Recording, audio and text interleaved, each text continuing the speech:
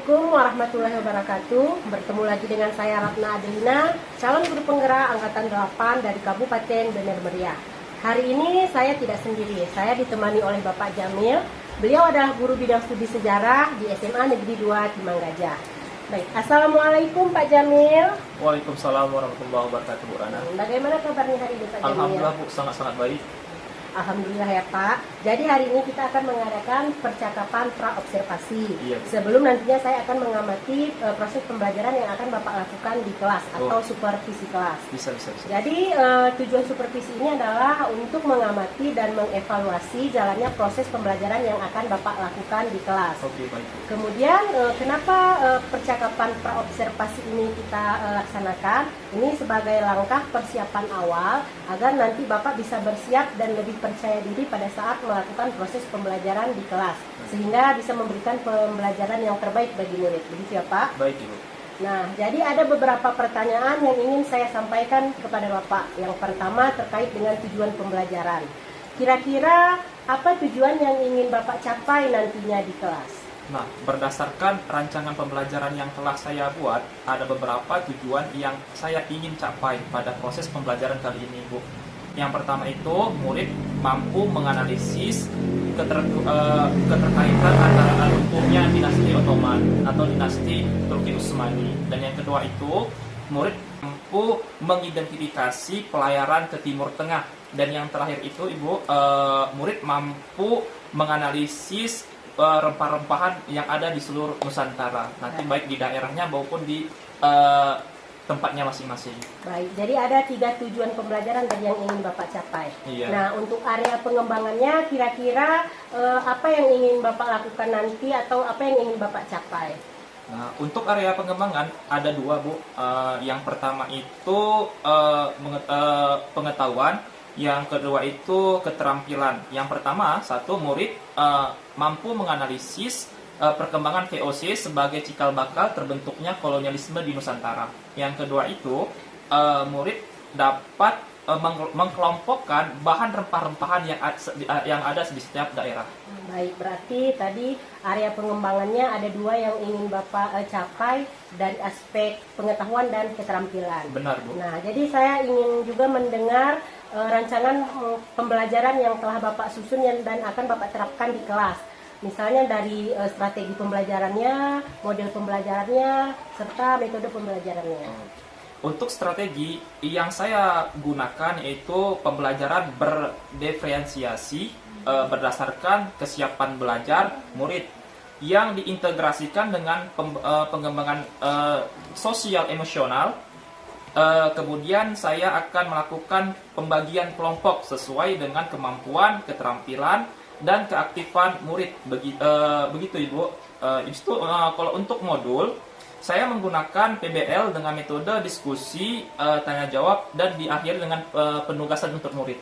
Baik, jadi strategi pembelajaran yang Bapak terapkan itu strategi berdiferensiasi berdasarkan kesiapan belajar murid. Benar, Bu. Kemudian diintegrasikan dengan pembelajaran sosial dan emosional. Iya. Kemudian menggunakan model PBL disertai dengan metode diskusi, tanya jawab, dan penugasan. Iya, benar. Nah, terkait dengan media pembelajaran, kira-kira nanti media apa yang akan Bapak gunakan pada saat proses pembelajaran? Untuk media pembelajaran, saya akan menggunakan tayangan berupa video yang berkaitan dengan kolonialisme dan ditambah dengan LKPD dan slide, PowerPoint, laptop, serta Infocus. Baik, kira-kira kapan Bapak akan melaksanakan proses pembelajarannya? Di hari apa, di kelas berapa, serta jam berapa Pak? Rencananya esok hari, Bu, lebih tepatnya di hari Jumat, di jam pertama di tanggal 20. Di kelas?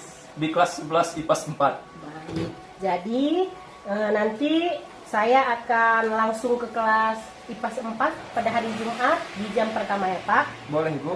Kemudian saya akan melakukan supervisi kelas dan saya akan melihat serta mencatat hal-hal yang terjadi di dalam kelas pada saat proses pembelajaran berlangsung. Baik. Nah, nanti setelah Bapak melakukan proses pembelajaran di kelas atau supervisi kelas, kita akan adakan lagi percakapan terakhir, yaitu percakapan pasca observasi yang akan didampingi oleh pengajar praktik.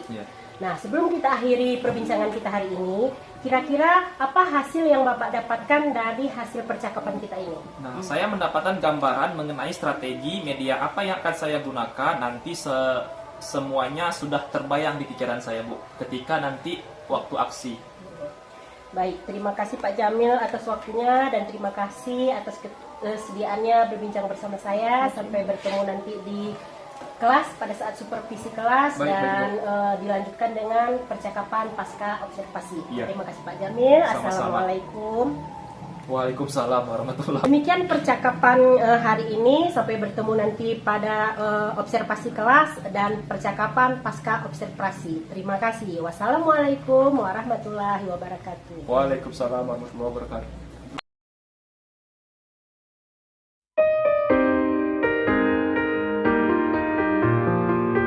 Assalamualaikum anak-anak. Waalaikumsalam warahmatullahi wabarakatuh. Masih semangat? Masih semangat? Masih, Pak. Oke, kita tiap pagi harus semangat. Nggak boleh nggak semangat. Kita kalau misal mau belajar harus semangat. Ada yang kata-kata nggak semangat. Oke, kata pepatah, bangsa Indonesia bisa merdeka karena semangat perjuangan bangsa Indonesia sendiri. Bagus. Bapak absen dulu kan ya? Ya, Pak. Azhara, Arin, Hadir Pak. Aditya, Hadir, Pak. Aan, Hadir, Pak. Chandra, Hadir, Pak. Rizky, Hadir, Pak. Reja, Hadir, Pak. Syekh Akbar, Hadir Pak. sakit. Nah, ya? Ya, Pak. Sudah berapa lama nak? Sudah lama sekali Pak. Udah lama ya? Sakit apa beliau nak? Tidak tahu Pak. Ada Jikrim. Hadir, Pak. Ya nak, absen udah Bapak lakukan. Saatnya kita berdoa. Dua kelas, tolong bikin doa nak ya. Hadir, Pak. Pak. Dua kelas ini mana? Assalamualaikum warahmatullahi wabarakatuh. Teman-teman, sebelum kita memulai pelajaran pada hari ini, alangkah baiknya kita berdoa dalam hati masing-masing. Berdoa mulai.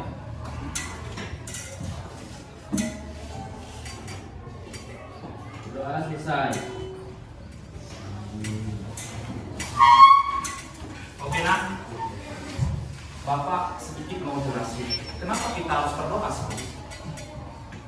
Bahwasannya kita umat Islam wajib berdoa setiap kegiatan yang ada. Yang pertama, kita memberkahi kehidupan kita dengan berdoa. Yang kedua, kita memberkahi kehidupan dengan pekerjaan diawali dengan berdoa. Berdoa berarti berdoa itu sangat-sangat penting. Oke.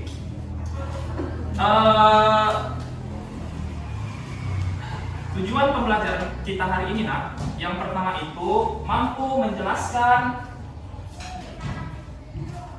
berkaitannya kebijakan Turki Utsmani, itu yang pertama. Yang kedua itu nak, kita mampu mengidentifikasikan pelayaran ke timur.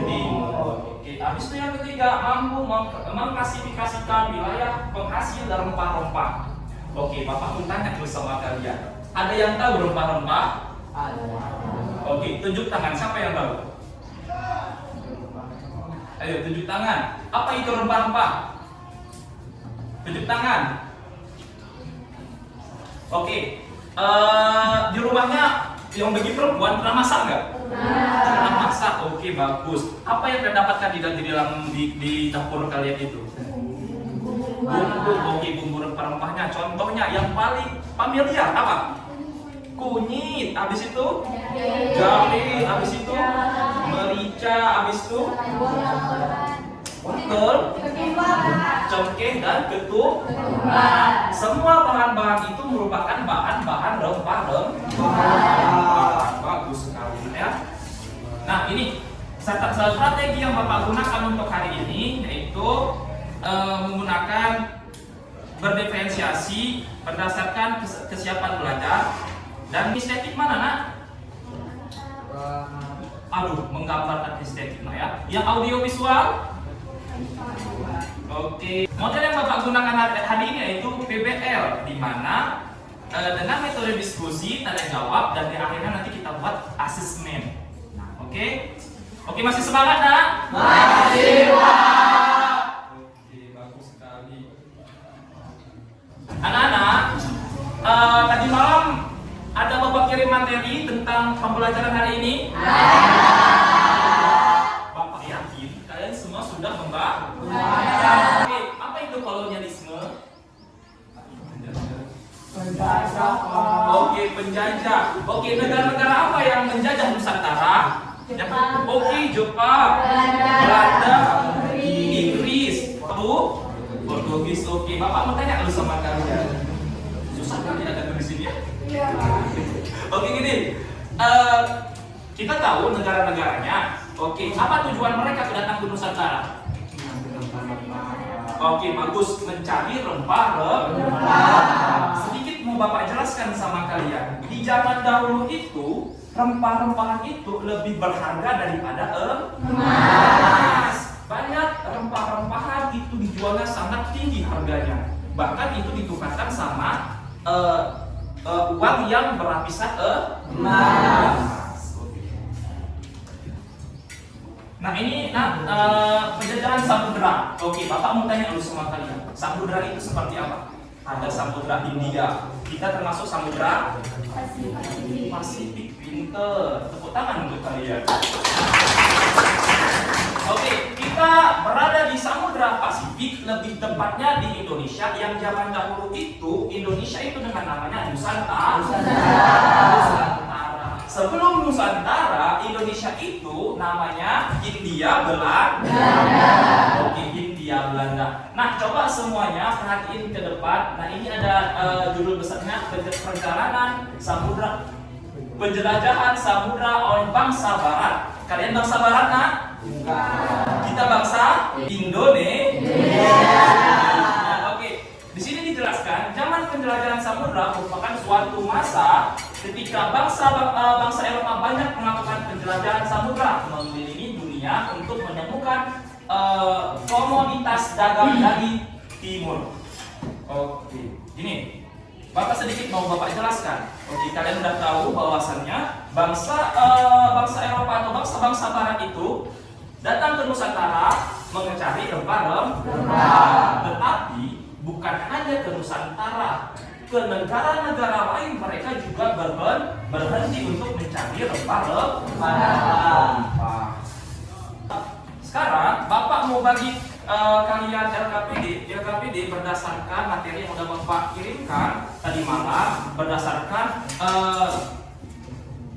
kelompok kalian masing-masing. Ada yang sinestetik, audio visual sama visual. Nah sekarang kenapa nggak Bapak bagi ya?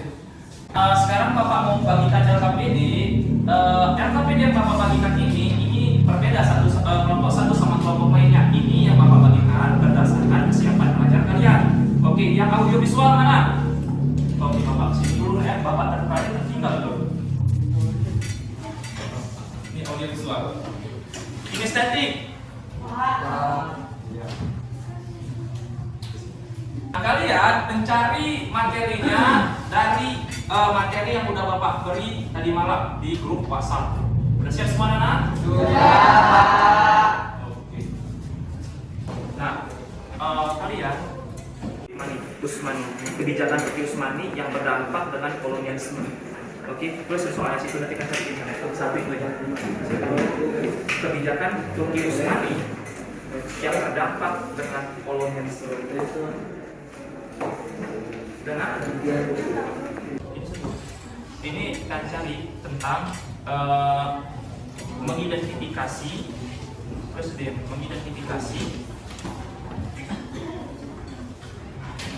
pelayaran ke Timur Tengah. Kalau misalnya nanti ada permasalahan, kasih tahu sama Bapak ya. Oke, mungkin ada yang paham, kasih tahu sama Bapak.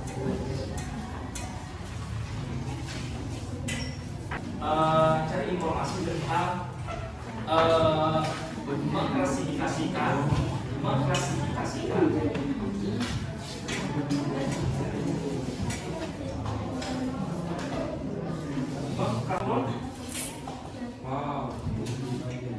Siap. Iya, kenapa jatuhnya Konstantinopel? Konstantinopel itu, ya kan? Kenapa kalau saya pada Nusantara itu karena ada runtuhnya Konstantinopel. Ke yang beragam Islam atau Islam. Oke, bagus sekali. Nice, itu betul ya. Tadi terus tulis itu. Analogi, nanti kita tulis mereka. Nah, ada permasalahan. Oke, Nak. Udah siap semua anak-anak Bapak? Anak-anak Bapak, kelompok dengan gaya belajar visual udah siap? Sudah, Pak. Kelompok dengan gaya belajar auditori udah siap? Sudah, Pak. Oke, bagus. Yang terakhir, kelompok dengan gaya belajar kinestetik sudah siap? Sudah, Pak. Oke, kalau misalnya sudah siap, waktunya kita presentasi. Oke, sebelum presentasi, Bapak ada mau Bapak kasih tahu sama kalian. Nanti kalau udah satu kelompok maju, ya kan, nanti baru kita break. Udah siap semua? Masih semangat? Masih, Pak. Masih semangat? Masih, Pak. Oke. Untuk kelompok auditori udah siap? Sudah, Pak. Oke, berhubung udah siap, silahkan maju semuanya, Nak.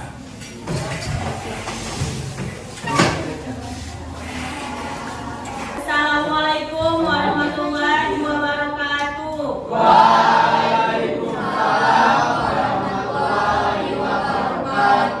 Kami dari kelompok kesiapan belajar auditori akan menjelaskan penyebab jatuhnya Konstantinopel ke tangan Turki Utsmani pada tahun 1453.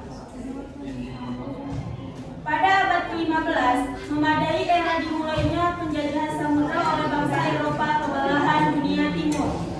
Hal utama yang membelakangi bangsa Indonesia bagian timur adalah keinginan untuk mencari rempah-rempah langsung ke sumbernya. Kami akan menjelaskan jatuhnya Konstantinopel ke tangan Turki Utsmani pada tahun 1453. Hal utama yang melatar belakangi bangsa Barat ke Indonesia, dunia bagian timur adalah keinginan untuk mencari rempah-rempah langsung ke sumbernya. Menurut para sejarawan, hal itu mendorong oleh jatuhnya Konstantinopel ke tangan Turki Utsmani pada tahun 1453. Mengapa jatuhnya Konstantinopel dianggap sebagai salah satu faktor pendorong bangsa Eropa mencari rempah-rempah di daerah sumbernya? Karena Konstantinopel adalah sebutan lama untuk kota Istanbul di Turki. Salah satu keistimewaan kota Konstantinopel adalah wilayahnya masuk dalam benua Asia dan Eropa. Kondisi itu membuat lokasinya sangat strategis karena berada di persimpangan rute perdagangan barat antara Asia dan Eropa. Konstantinopel juga terletak di ujung semenanjung berbentuk segitiga, sehingga secara alami wilayahnya dikelilingi oleh perairan di ketiga sisinya. Alhasil, kota ini memiliki akses langsung melalui Laut Afrika, Mediterania, dan Laut Hitam. Sejak tahun 330 hingga 11 abad kemudian, Konstantinopel menjadi ibu kota dari Kekaisaran Bizantium atau Romawi Timur. Jadi, jatuhnya Konstantinopel ke tangan Turki Utsmani adalah karena ingin mengambil rempah-rempah langsung dengan sumbernya. Itu saja penjelasan dari kami. Jika dari teman-teman ada yang ingin bertanya, silakan.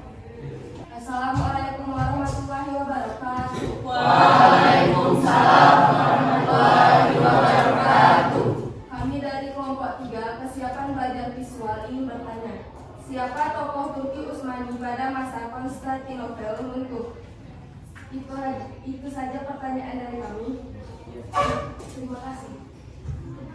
Baik, kami akan menjawab pertanyaan dari kelompok dengan gaya belajar visual. Jadi, tokoh Turki Utsmani tersebut ada 5 orang. Salah satunya adalah Sultan Mehmed pada tahun 1413 sampai 1421 Masehi. Mehmed I ini merupakan Sultan Utsmaniyah yang berkuasa antara tahun 1413 sampai 1421. Kemudian ada Sultan Mehmed II pada tahun 1444 sampai 1446 Masehi dan 1451 sampai 1481 Masehi. Dan yang terakhir adalah Sultan Selim pertama pada tahun 1512 sampai 1520 Masehi. Mungkin itu adalah jawabannya. Sekian. Sekian presentasi dari kami. Jika kami ada kesalahan kata, kami mohon maaf. Kami akhiri dengan ucapan Assalamualaikum warahmatullahi wabarakatuh.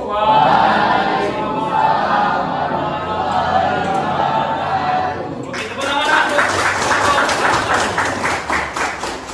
Oke, nak silakan dulu.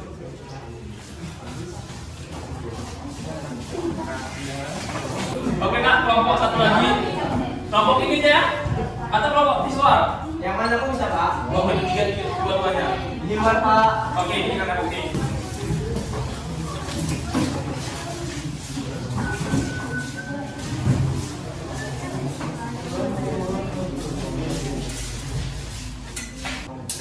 Assalamualaikum warahmatullahi wabarakatuh.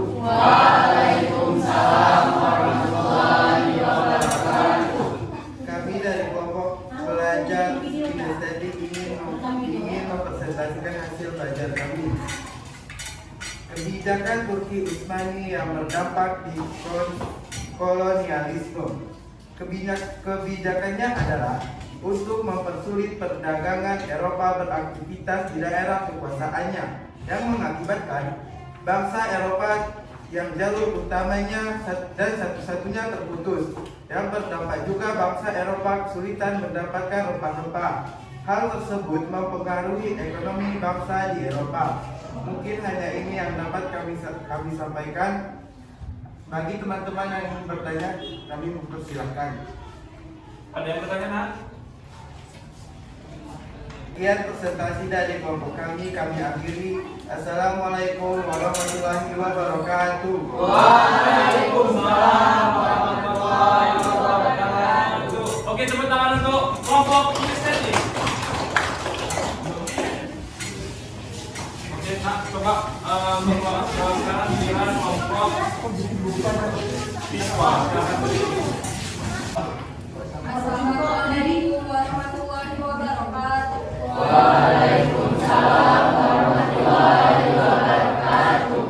Kami dari kelompok persiapan belajar visual akan mengklasifikasikan wilayah rempah-rempah yang ada di Nusantara.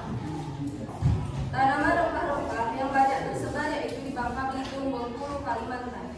Ini menjadi komunitas utama rempah-rempah Indonesia.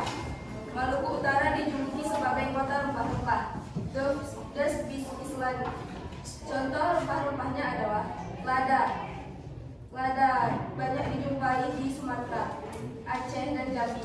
Kayu manis yang banyak dijumpai di Jambi. Contoh banyak dijumpai di Maluku, dan masih banyak lagi.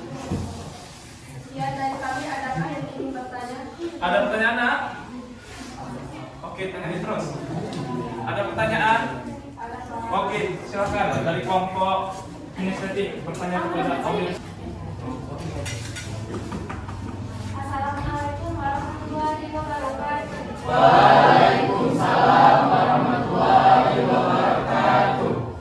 Saya perwakilan dari kelompok 1 ini bertanya kepada kelompok 3. Dari sekian banyak rempah-rempah mana yang menjadi primadona? Sekian dari kami.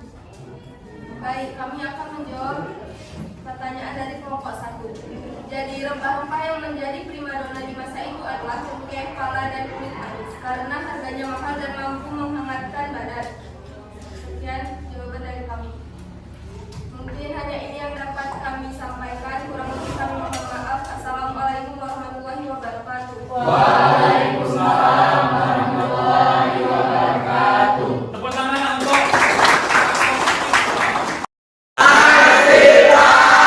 masih semangat? Masih. Oke, coba semuanya berdiri.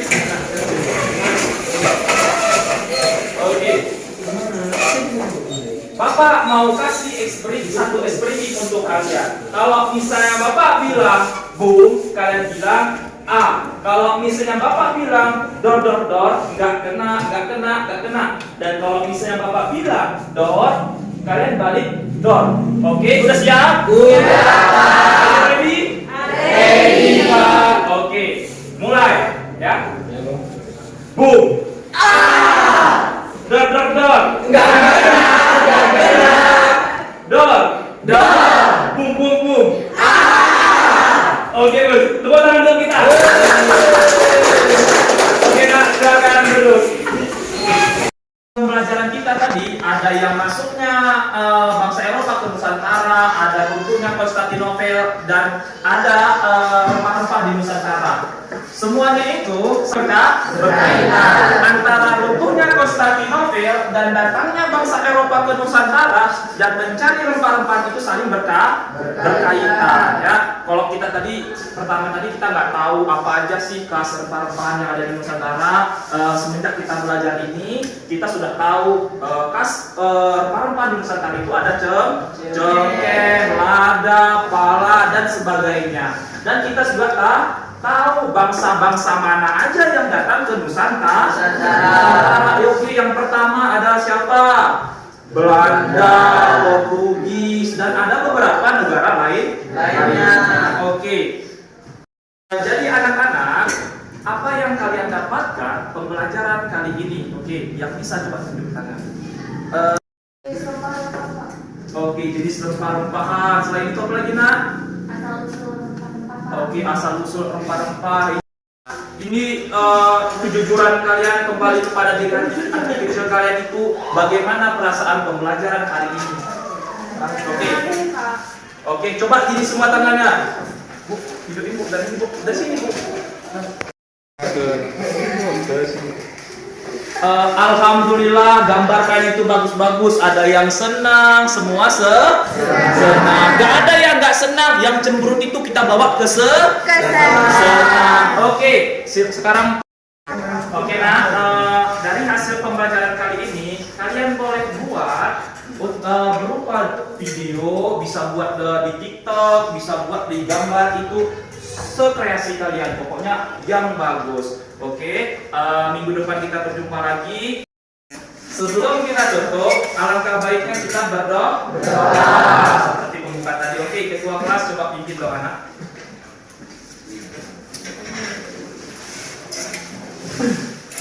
Assalamualaikum warahmatullahi wabarakatuh. Waalaikumsalam warahmatullahi wabarakatuh.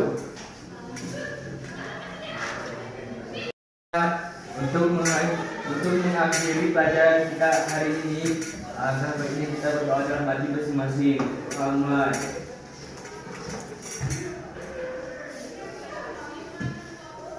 Berdoa selesai. Atas kerjasamanya, Bapak sangat bangga sama kalian. Semoga kita semua jadi orang sukses. Bapak tutup. Wabillahi taufiq wal hidayah. Assalamualaikum warahmatullahi wabarakatuh. Waalaikumsalam warahmatullahi wabarakatuh.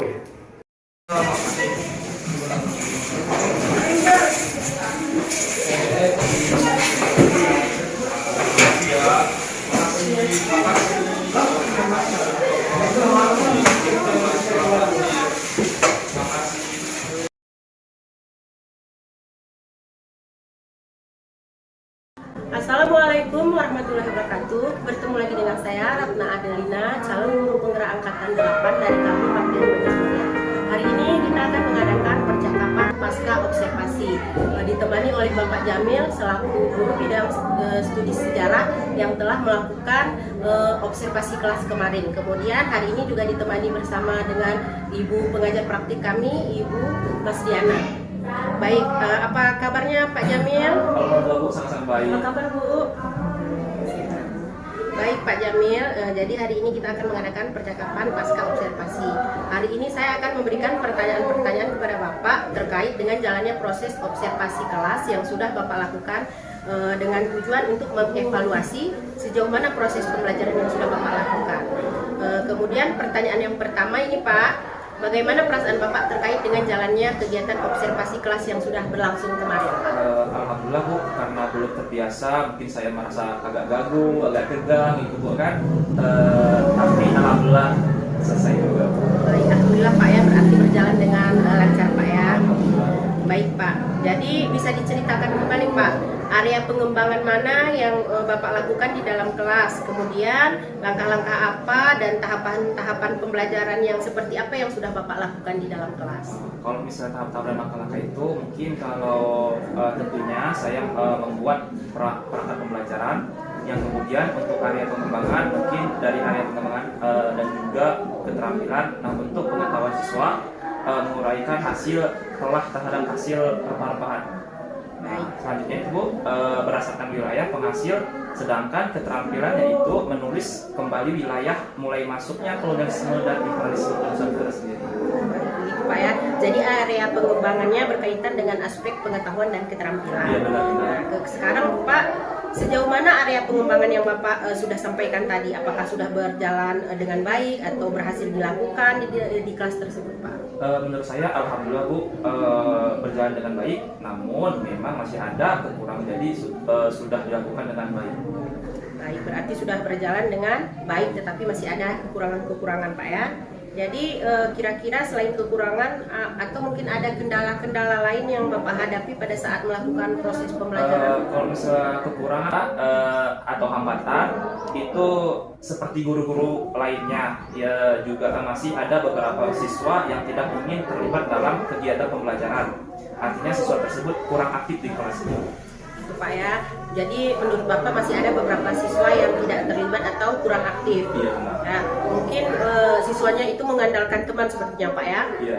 Kemudian Pak, kira-kira mengapa hal itu bisa terjadi? Kenapa mereka kurang aktif, kenapa tidak mau ikut terlibat dalam diskusi, misalnya mungkin dalam pembagian kelompok dengan jumlah siswa yang terlalu banyak, tiap kelompoknya saya juga akan menggunakan pendekatan yang sesuai dengan minat anak. Misalnya saya bagi kelompok berdasarkan gaya belajarnya, ada yang gaya belajar visual auditory dan kinestetik, sehingga anak-anak merasa lebih nyaman, jadi saya sesuaikan dengan kenyamanan anak-anak itu sendiri. Nah, kalau misalnya menyesuaikan dengan kegiatan yang ada di kelas itu harus seperti apa? Jadi ceritanya rencana ke depan ini seperti apa Pak? Pada saat nanti proses pembelajaran ke depan, nanti Bapak akan menyesuaikan dengan kenyamanan mereka. Misalnya tadi Bapak bercerita bahwa Bapak akan membentuk kelompok berdasarkan minat dan bakat. Jadi nanti Bapak akan membentuk kelompok dengan gaya belajar yang belum dicoba Pak ya. Misalnya gaya belajar visual, auditori, atau kinestetik. Seperti itu ya Pak ya. Baik Pak, mudah-mudahan nanti apa yang Bapak rencanakan dapat terrealisasi dan memberikan proses-proses pembelajaran yang lebih baik lagi dibandingkan dengan yang kemarin ya Pak. Jadi nanti saya akan tunggu nih cerita-cerita Bapak, apakah bisa direalisasikan atau kira-kira masih ada yang perlu ditambah agar terjadi perubahan untuk rencana yang lebih baik lagi ya Pak. Kemudian Pak, di sini nanti untuk waktunya kira-kira kapan lagi Pak akan Bapak perbaiki semua kekurangan-kekurangan tersebut? Mungkin untuk waktunya tepatnya belum saya tentukan, tapi insya Allah akan saya lakukan secepatnya. Ini sudah di akhir-akhir minggu mendekati ujian, mungkin nanti bisa dilaksanakan di awal semester 2 Pak ya. Jadi Pak, terima kasih banyak atas jawaban-jawabannya. Mudah-mudahan apa yang Bapak rencanakan ini bisa terrealisasikan secepatnya Pak ya. Kemudian untuk selanjutnya saya beri kesempatan kepada Ibu Mas Diana sebagai pengajar praktik kami untuk memberikan umpan balik atau tanggapan terkait percakapan pasca observasi ini. Silakan Ibu. Ya, terima kasih sebelumnya ini, terima kasih kepada Pak Jamil yang sudah melakukan proses coaching ya Pak ya sebelumnya. Saya sudah mengamati apa yang sudah Bapak lakukan, tadinya sangat luar biasa sekali. Juga coaching dari Bu Ratna sudah menanyakan sesuai dengan alur Tirta, menanyakan tujuan, kemudian mengembangkan area pengembangan yang hendak dicapai. Tadi juga sudah menanyakan sudah baik sekali area pengembangannya dalam pengetahuan dan keterampilannya ya Pak ya. Sudah luar biasa, sudah ditanyakan. Kemudian tadi identifikasi juga Pak ya.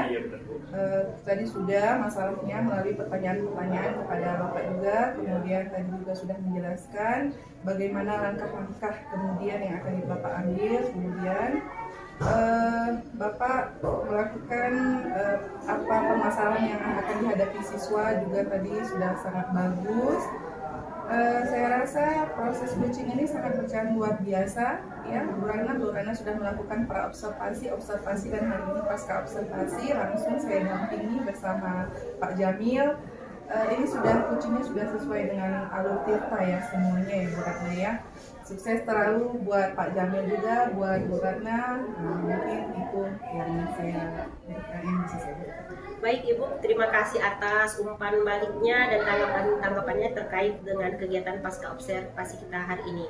Baik, akhirnya rangkaian kegiatan supervisi akademik sudah selesai, dimulai dari kegiatan pra-observasi, kemudian observasi kelas, dan juga percakapan pasca observasi. Saya ucapkan terima kasih sebanyak-banyaknya pada Ibu Mas Diana selaku pengajar praktik di pendidikan program guru penggerak Angkatan 8 ini, dan terima kasih kepada Bapak Jamil. Saya akhiri, wassalamualaikum warahmatullahi wabarakatuh. Waalaikumsalam warahmatullahi wabarakatuh.